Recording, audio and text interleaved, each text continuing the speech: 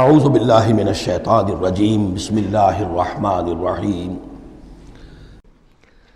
اب دیکھیے ایک آیت میں جو تقاضا ہے، یہ تو اللہ ہے، ایسا ہے، اسی کی پادشاہی ہے، وہ سب جانتا ہے، وہ ہر چیز پر قدیر ہے، یہ سب کیا ہے؟ نیریٹو ہے، اور یہ ہے توحید فی العقیدہ۔ اس کا تقاضا کیا ہے؟ آمنوا باللہ ورسولہ وانفقوا مما جعلکم مستخلفین فیہ فالذین آمنوا منکم وانفقوا لہم اجر کبیر۔ دو لفظوں میں تقاضا آیا، ایمان لاؤ اللہ پر اور اس کے رسول پر، اور خرچ کر دو ان سب میں سے جس میں اس نے تمہیں خلافت عطا کی ہے۔ سب سے پہلی خلافت تمہیں عطا کی اس جسم میں، اسے اللہ کے لیے لگاؤ۔ ذہانت، فطانت، طلاقت لسانی، جو دیا ہے، پیسہ دیا ہے، مال دیا ہے، اولاد دی ہے، سب کو اللہ کی راہ میں لگاؤ۔ یہ نفق کا لفظ پیسے کے خرچ کے لیے بھی آتا ہے، جان کے خرچ کے لیے بھی آتا ہے۔ نفقت الدراہم، پیسے ختم ہو گئے۔ نفق الفرس، گھوڑا مر گیا۔ تو نفق کا لفظ دونوں کے لیے آتا ہے۔ تو انفقوا مما جعلکم مستخلفین فی، جس چیز میں تمہیں استخلاف عطا کیا ہے لگاؤ، خرچ کرو، صرف کر دو۔ یہ دو تقاضے ہیں۔ اصل میں یوں سمجھیے کہ جو سورہ حجرات میں دو تقاضے آئے تھے، آمنوا باللہ ورسولہ، سورہ حجرات میں آئے تھے انما المؤمنون الذین آمنوا باللہ ورسولہ ثم لم یرتابوا وجاہدوا باموالہم وانفسہم فی سبیل اللہ۔ حقیقی مومن تو صرف وہ ہے جو ایمان لائے اللہ پر اور اس کے رسول پر، پھر شک میں بالکل نہیں پڑے، اور انہوں نے جہاد کیا اللہ کی راہ میں اور کھپا دیے جان بھی اور مال بھی، وہی سچے ہیں۔ یہاں پر دو ہیں، ان میں دونوں میں ایک سے تو مشترک ہو گئی، آمنوا باللہ ورسولہ، ایمان لاؤ اللہ پر اس کے رسول پر جیسے کہ ایمان کا حق ہے۔ وانفقوا، اور خرچ کر دو۔ انفاق مال، انفاق نفس، بذل نفس، دونوں چیزیں آ جائیں گی۔ مما جعلکم مستخلفین فیہ، اب اگر یہ دو کام کر دو تو تمہارے وارے نیارے ہیں، تم کامیاب ہو۔ فالذین آمنوا منکم وانفقوا لہم اجر کبیر، تو جو تم میں سے یہ دو تقاضے پورے کر دیں، ایمان لائیں جیسے کہ ایمان کا حق ہے، یقین والا ایمان، اور انفاق کر دیں، خرچ کر دیں، لگا دیں، کھپا دیں، اپنے آپ کو بھی اور اپنی تمام جو بھی کچھ اپنی ملکیت ہے، جو ساز و سامان ہے، لہم اجر کبیر۔ اب دیکھیے نظم، دیکھیے اب دو آیتوں میں وہ ڈانٹ کا، ڈپٹ کا، زجر کا معاملہ ہو رہا ہے۔ وَمَا لَكُمْ لَا تُؤْمِنُونَ بِاللَّهِ، تمہیں کیا ہو گیا ہے، کیوں نہیں ایمان رکھتے اللہ پر؟ وَالرَّسُولُ يَدْعُوكُمْ لِتُؤْمِنُوا بِرَبِّكُمْ، جبکہ ہمارے رسول محمد صلی اللہ علیہ وسلم تمہیں دعوت دے رہے ہیں، وہ ابھی موجود ہیں تمہارے مابین، تمہیں کیا ہو گیا؟ وہ تمہیں دعوت دے رہے ہیں کہ تم ایمان رکھو اپنے رب پر۔ وَقَدْ أَخَذَ مِيثَاقَكُمْ، اور دیکھو تم سے عہد لے چکا ہے تمہارا رب۔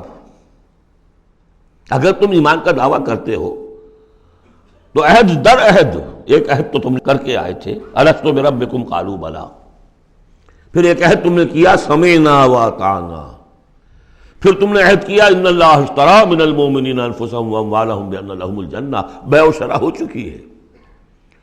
وقد اخذ میثاقکم، وہ تم سے عہد لے چکا ہے، ان کنتم مؤمنین، اگر تم حقیقتاً مومن ہو، دعویٰ تو کر رہے ہو ایمان کا۔ ساتھ ہی اب راستہ بتا دیا، اگر تم اپنی گریبان میں جھانکو اور محسوس کرو کہ وہ یقین والا ایمان تو نہیں ہے، اندر تو کچھ خلاصہ ہے، اللہ کرے کہ ہمیں اس کا احساس ہو جائے، اپنی گریبانوں میں جھانکیں۔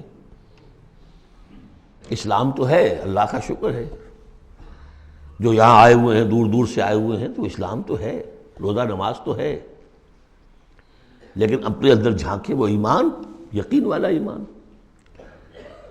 اگر احساس ہو جائے کہ نہیں ہے تو معلوم ہونا چاہیے کہاں سے ملے گا یہ۔ هو الذی ينزل على عبده آیات بینات لیخرجکم من الظلمات الى النور، وہی تو ہے جو اپنے بندے پر صلی اللہ علیہ وسلم یہ آیات بینات نازل کر رہا ہے تاکہ نکالے تمہیں اندھیروں سے روشنی کی طرف۔ گویا کہ ایمان حقیقی، یقین والے ایمان کا منبع، سرچشمہ، اس کی سورس یہ ہے اللہ کی کتاب۔ اسے پڑھو، سمجھ کر پڑھو، تدبر کرو، غور و فکر کرو، محسوس کرو گے کہ تمہارے اندر ایک ہلچل ہے، تمہاری فطرت کے تار، یہ قرآن چھیڑے گا انہیں۔ نغمے بیتاب ہے تاروں سے نکلنے کے لیے، ایک ذرا چھیڑ تو دے زخمہ مضراب حیات، اور اس سے خود تمہارے اندر سے ابھر کر ایمان اندر سے ابھرے گا۔ تمہارے اندر ہے، سویا ہوا ہے، تمہاری روح میں ہے، ڈورمنٹ ہے، صرف ایکٹیویٹ کرنے کی بات ہے، اور یہ آیات قرآنیہ انہیں ایکٹیویٹ کرتی ہیں۔ هو الذی ينزل على عبده آیات بینات لیخرجکم من الظلمات الی النور وان اللہ بکم لرؤوف رحیم، اور یقیناً اللہ تمہارے حق میں بہت رؤوف اور رحیم ہے۔ اب آپ نے دیکھ لیا سورس جو ہے اس ایمان کا وہ کیا ہے، قرآن۔ سورہ شورى میں ہم دیکھ آئے ہیں خود حضور کو کہاں سے ملا، وَكَذَلِكَ أَوْحَيْنَا إِلَيْكَ رُوحًا مِّنْ أَمْرِنَا مَا كُنْتَ تَدْرِي مَا الْكِتَابُ وَلَا الْإِيمَانُ وَلَكِنْ جَعَلْنَاهُ نُورًا نَهْدِي بِهِ مَن نَّشَاءُ مِنْ عِبَادِنَا۔